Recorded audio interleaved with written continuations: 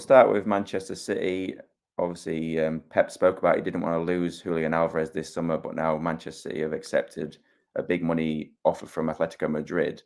Is there potentially big profits involved with that deal? Yeah, there will be. I mean, it's obviously a knockout deal in terms of the maximum that could be paid. The way that it'll be accounted for the profits is you look at the initial payment. But one thing that a lot of people miss is just the amount of cost that goes into both sides of the transaction. So whilst it was reported that they bought him for 14 million, that won't be the amount that he's on the books for. He'll be on the books for a bit more than that because you've got agent fees, which usually are about. You should work on the basis that they're about 20% by the time they get to the books of the fee. But in a case where players come out of South America relatively cheap, it can be more. So I suspect that the price that he started with on the books of City was nearer £20 million. And when he leaves, you obviously take off the amortization that's already been accounted for over, I don't know what it is with Alvarez, something like 2 years or 2.5 years, I can't remember. But probably made, I would think, somewhere in the order of probably looking at about 45 million pound profit on the books.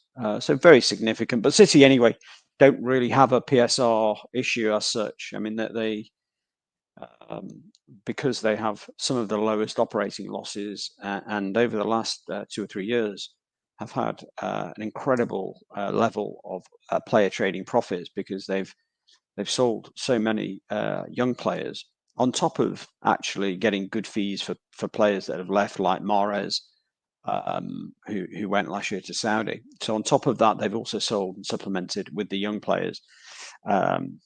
As we know, they sold Cole Palmer last summer for best part of 45 million quid. So huge profit there as well, even if the deal actually now looks like an undervalue. So no issues with PSR for City, and another profit for their books.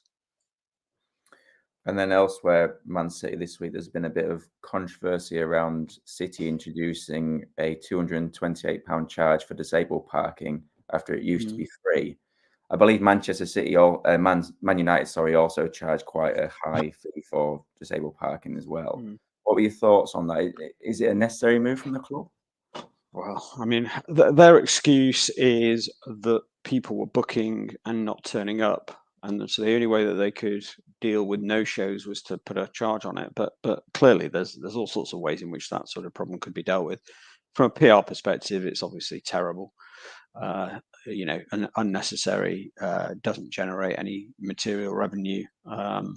So I don't know why they would have scored that own goal. I think they could easily have had a situation where you pay if you don't turn up. So you pay if you're a no-show. Otherwise, it's free.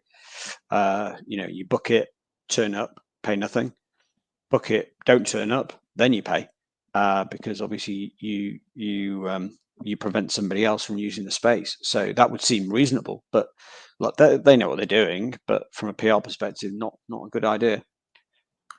Is it a little bit surprising in a way from a PR perspective from Man City, because they are usually quite good on that and quite well connected with the fans? Yeah, I mean, look, there's an issue with all over the game with fan relations, particularly on ticket prices that we've spoken about before. And as good as any club can be, there are always issues. And this is just one of those situations.